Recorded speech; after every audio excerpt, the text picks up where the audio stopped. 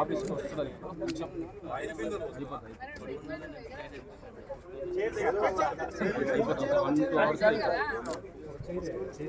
BRS మరియు BRS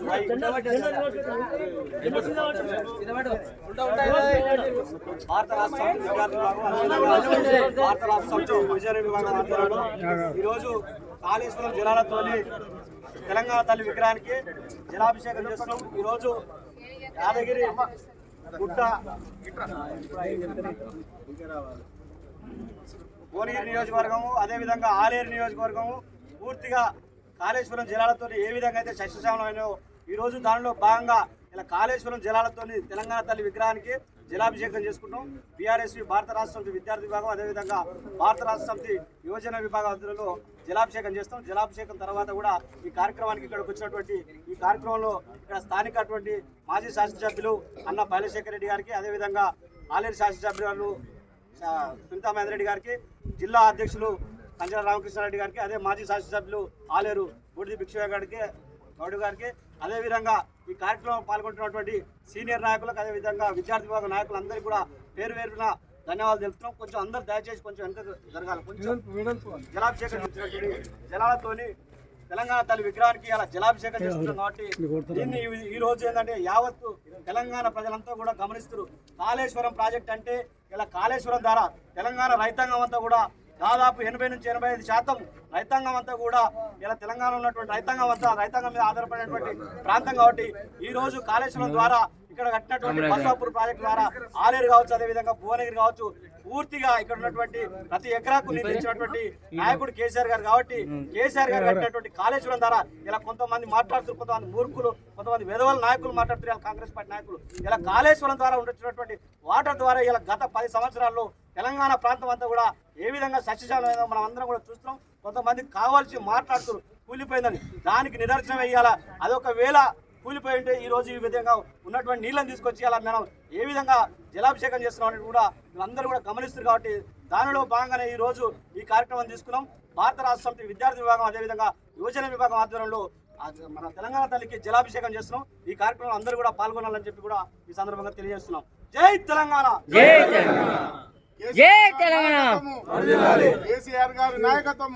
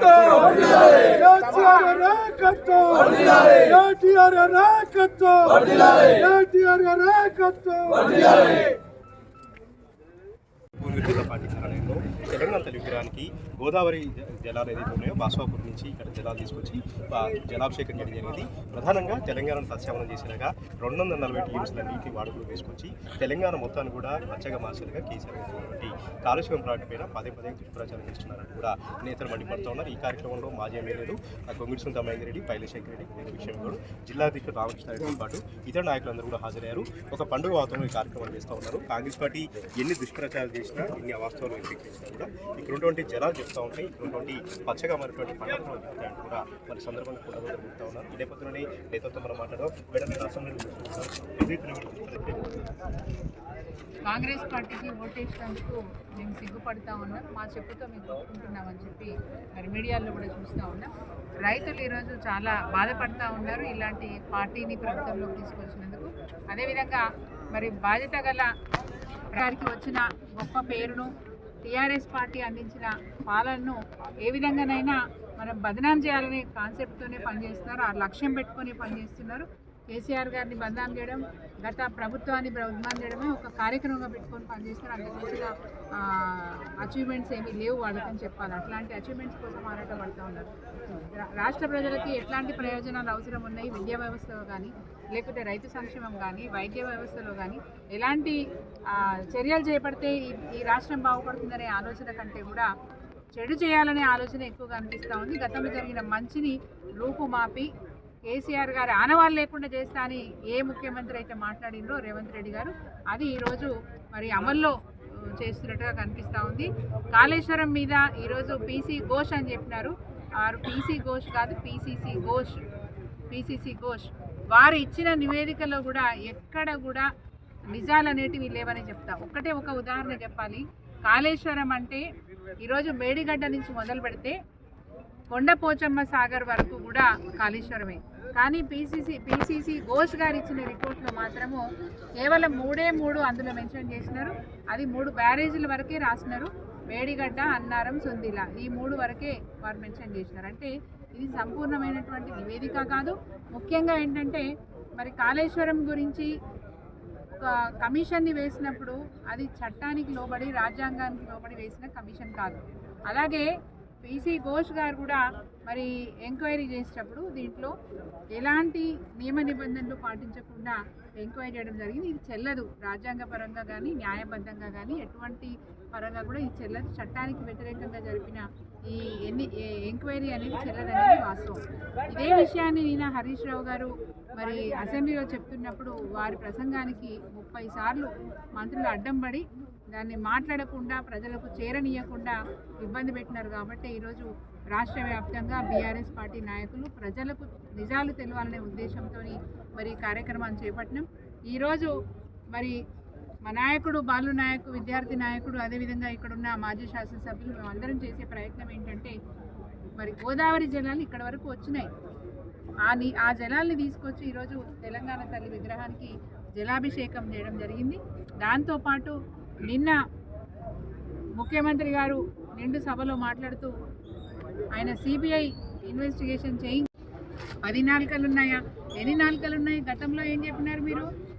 BJP party, కేంద్ర ప్రభుత్వం ఈరోజు ఈడీని, సిబిఐని, ఐటీని వాడుకుంటుంది, ఏజెన్సీలుగా చేసుకున్నది, వాటికి శాంటిటీ లేకుండా చేసింది, వాటికి స్వయం ప్రతిపత్తి లేకుండా చేసింది అని చెప్పి మీరే కదా చెప్పినారు.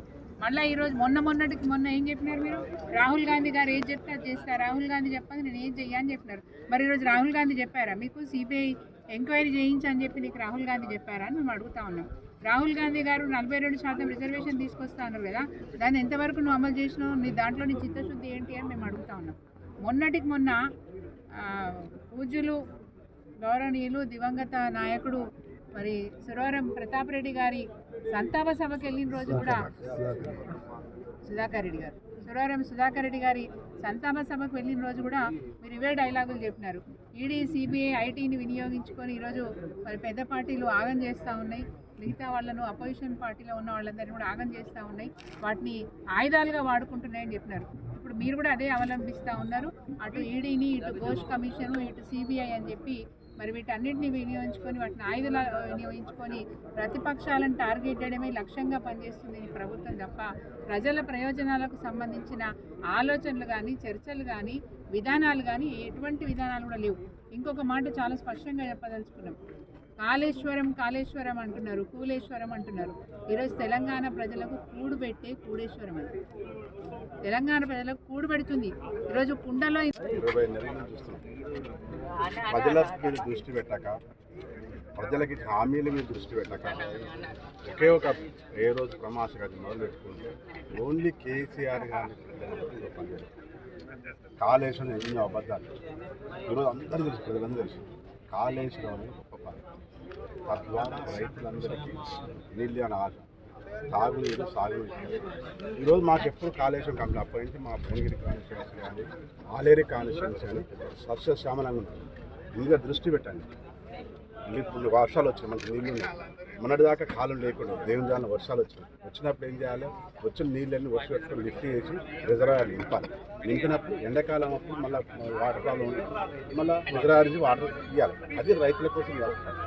రైతుల పని చేసుకుంటా, ప్రజల కష్టాలు చేసుకుంటా, పొద్దున్నేసి అబద్ధాలు ఆడి మొత్తం నిన్న ఒక్క రోజులలో ఏం పంపలు పెట్టిన వాళ్ళు ఒక్కరోజు క్లోజ్ చేసి అది ఏంది అనేది ఎవరికి అర్థం కాలేదు. అది ఇందా తెలిసిన ప్రజలంతా చూసారు కూడా.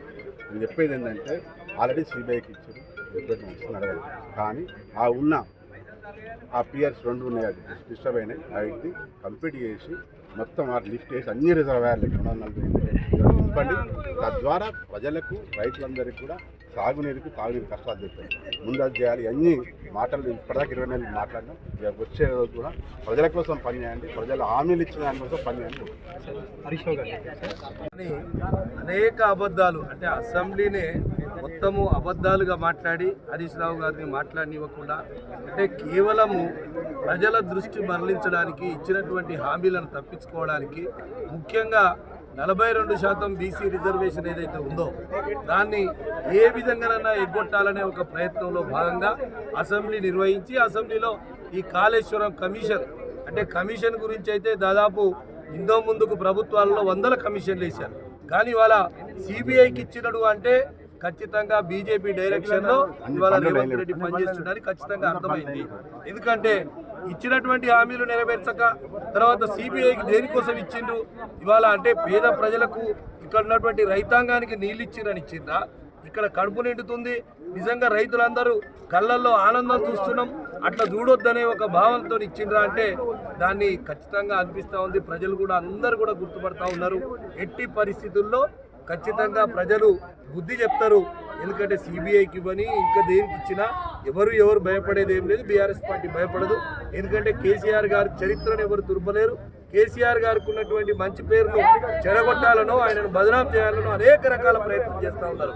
కానీ ఎన్ని ప్రయత్నాలు చేసినా ప్రజలు మర్చిపోలేనటువంటి అద్భుతమైనటువంటి అభివృద్ధి కాళేశ్వరం ప్రాజెక్టు ద్వారా ఇక్కడ ఉన్నటువంటి రైతాంగానికి అందింది. కాబట్టి దాన్ని ఎవ్వరు తుడపలేరు. అది రేవంత్ రెడ్డి భ్రమ మాత్రమే. రేవంత్ రెడ్డి చివరికి బీజేపీ కోర్టులో బాలేసి, ఎందుకంటే సిబిఐకి ఇచ్చి బీజేపీతో శభాష్ అనిపించుకోవడానికి చేసినటువంటి ప్రయత్నం. అదేవిధంగా భువనగిరి నియోజకవర్గాలంతా కూడా చర్చ.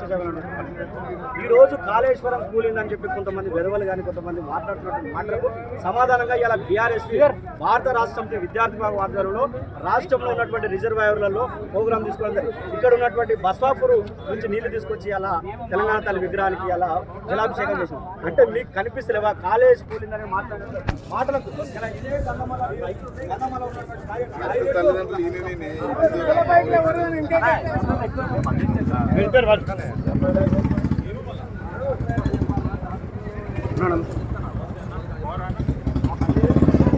నమస్కారం.